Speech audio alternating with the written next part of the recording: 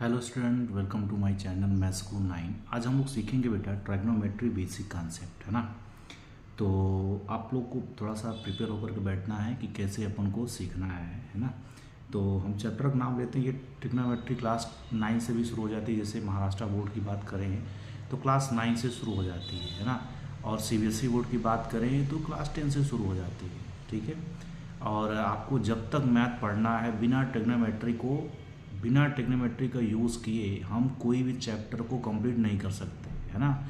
तो हम ये कह सकते हैं कि भाई trigonometry is the backbone of the mathematics, है ना। कोई भी चैप्टर तुम पढ़ोगे without trigonometry, that chapter will not complete. मेरी बात समझ में आ रही है? ये कंप्लीट होने वाला ही नहीं है ना। तो इसलिए this is the most important chapter for the mathematics point of view. And उसके बाद भी एक चीज़ समझो, ये फिजिक्स में भी बहुत सारे यूज़ होते हैं इसके। तो हम ये कह सकते हैं कि भाई फिजिक्स भी पढ़ना है और मैथ भी पढ़ना है तो मैक्सिमम चीज़ें ट्रिग्नोमेट्री की यूज़ होती हैं, है ना। तो बेसिक कॉन्सेप्ट हम लोग जीरो लेवल से शुरू करते हैं और जेई लेवल तक ले जाएंगे इसको, है ना। मतलब आपको क्लास 9 में भी पढ़ लेना है, क्लास 10 में भी पढ़ लेना है, क्लास 11 12 में तो आना ही आना है। थोड़ा सा ब्रॉड चीज़ें हो जाती हैं। मेरी बात समझ में आ गई, है ना। तो बहुत ही बेसिक कॉन्सेप्ट से शुरू करते हैं। जैसे मैंने लिखा बेटा ट्रिग्नोमेट्री। अब ये ट्रिग्नोमेट्री का बेसिक कॉन्सेप्ट ट्राइग्नोमेट्री, है ना। ये दो वर्ड से मिलकर बना है। जो ट्रिग्नोमेट्री है, जो ट्राइग्नोमेट्री जो है, ये दो वर्ड से मिलकर के बनी है। कितने वर्ड से? दो वर्ड से मिलकर बनी है। एक को कहते हैं भाई ट्राइगोनोन, और दूसरे को कहते हैं मेट्रॉन। ये ग्रीक वर्ड है मेट्रॉन। ये क्या है भाई? ग्रीक वर्ड है ना। ट्राइग्नोन एंड मेट्रॉन, ये दो वर्ड है। जो ये दोनों वर्ड भाई ग्रीक वर्ड से लिया गया है। कहाँ से? ग्रीक वर्ड से, है ना।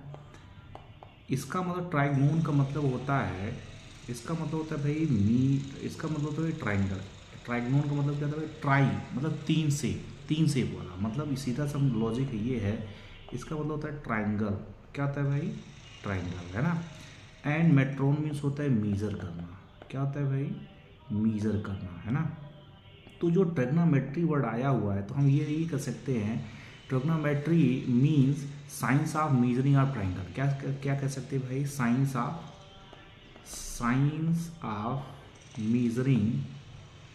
Measuring triangle. मेरी बात समझ में आ गई? मेजरिंग ट्राइंगल, है ना, है ना। या यूँ कह सकते हैं भाई it is the branch of science, या it is the branch of mathematics which deals the problem related to triangle and its correlated of triangle, ठीक है ना। ये अलाइड विद द ट्राइंगल भी बोल सकते हैं। फॉर एग्जांपल भाई मैंने एक राइट एंगल ट्राइंगल लेट कर लिया इस तरीके से, ये देखो ट्राइंगल हो गया।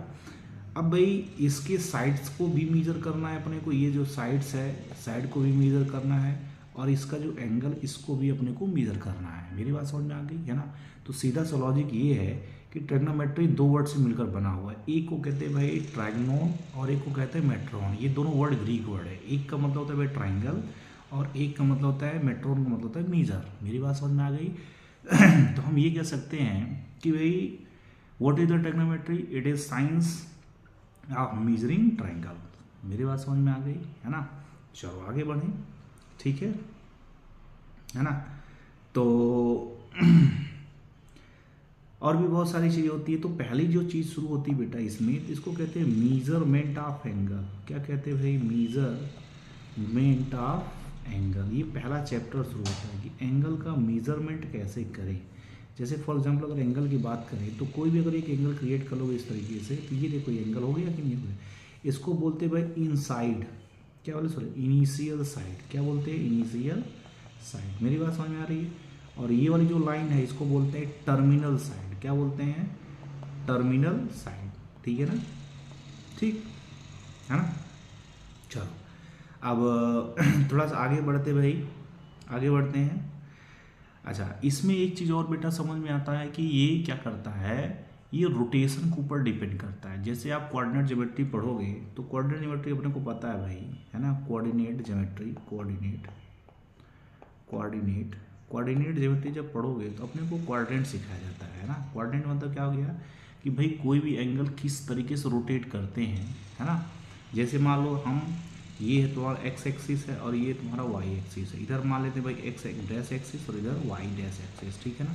तो अगर हम भाई एंटी क्लॉकवाइज डायरेक्शन में रोटेट करेंगे, एंटी क्लॉकवाइज, तो जो एंगल क्रिएट होता है वो कैसा होता है भाई, हमेशा पॉजिटिव एंगल क्रिएट होता है ना। क्वाड्रेंट में जब भी हम एंटी क्लॉकवाइज रोटेट करते हैं तो जो एंगल क्रिएट होता है वो कैसा होता है भाई, पॉजिटिव होता है।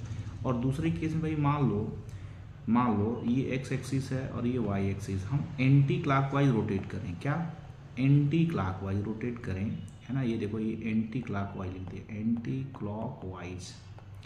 तो एंटी क्लॉकवाइज रोटेट करेंगे, ठीक है ना, एंटी क्लॉकवाइज, तो जो एंगल क्रिएट होता है वो हमेशा नेगेटिव होता है। क्या होता है, नेगेटिव। ये बात समझ में, ये बहुत ही बेसिक पॉइंट है जो आपको सिखाया जाता है, ठीक है ना। चलो अच्छा हम आगे बढ़े। अगर मान लो भाई, तो आपको ये इतनी चीज़ समझ में आ गया, इतना चीज़ समझ में आ गया भाई। चलो अच्छा, आपको टाइप्स ऑफ एंगल के बारे में पता है, बहुत सारी चीज़ें होती है टाइप्स ऑफ एंगल, है ना। तो एंगल क्या होता है भाई, बहुत सारी चीज़ें होती हैं। देखो एंगल की बात करें अगर मान लो एंगल की, तो टाइप्स ऑफ एंगल बहुत तरीके का होता है, टाइप्स ऑफ एंगल, है ना। जैसे टाइप्स ऑफ एंगल की बात करें भाई, जीरो एंगल, तो जीरो एंगल मतलब जब कोई एंगल बना ही नहीं उसको जीरो कहते हैं, ठीक है। दूसरा एंगल होता है मान लो एक्यूट एंगल। तो एक्यूट एंगल क्या होता है भाई, पहला होता है जीरो एंगल, क्या होता है भाई, जीरो एंगल, है ना। जीरो एंगल मतलब जो एंगल ही नहीं एग्जिस्ट करता है जीरो एंगल, कोई डिग्री ही नहीं है। दूसरा होता है भाई एक्यूट एंगल। एक्यूट एंगल क्या कहते हैं भाई, ऐसे एंगल जो 90 डिग्री से छोटा हो, जो 90 डिग्री से छोटा हो। फॉर एग्जांपल ये देखो, ये हमने 45 बना दिया, ये क्या हो गया, एक्यूट एंगल, ठीक है ना। जो 0 डिग्री से बड़ा हो और 90 डिग्री से छोटा हो उसको कहते हैं एक्यूट एंगल। तीसरा होता है भाई ऑब्ट्यूस एंगल। क्या होता है भाई, ऑब्ट्यूस एंगल। ऑब्ट्यूस एंगल क्या होता है भाई, जो 90 डिग्री से बड़ा हो, है ना, और 180 डिग्री से छोटा हो उसको कहते हैं ऑब्ट्यूस एंगल। तीसरा होता है, चौथा होता है भाई, चौथा होता है मान लो ऑब्ट्यूस हो गया स्ट्रेट एंगल। स्ट्रेट एंगल क्या होता है भाई, है ना, एक स्ट्रेट लाइन है मान लो, उस पर जो एंगल बनता है भाई वो 180 डिग्री का होता है। कितने का होता है, 180 डिग्री, उसको कहते हैं स्ट्रेट एंगल, ठीक है। अच्छा पाँचवा होता है भाई, पाँचवा होता है स्ट्रेट एंगल हो गया, है ना। फिर एक होता है भाई रिफ्लेक्स एंगल। क्या होता है भाई, रिफ्लेक्स एंगल। रिफ्लेक्स एंगल क्या होता है भाई, जो 180 डिग्री से ग्रेटर देन हो, जो 180 डिग्री से ग्रेटर देन हो और 360 डिग्री से छोटा हो उसको क्या कहते हैं, रिफ्लेक्स एंगल। फॉर एग्जांपल देखो ये हमने बना लिया, ये मान लेते हैं भाई 270 डिग्री, है ना। तो ऐसे एंगल जो 180 डिग्री से बड़े हों और 360 से छोटा उसको कहते हैं रिफ्लेक्स एंगल, ठीक है।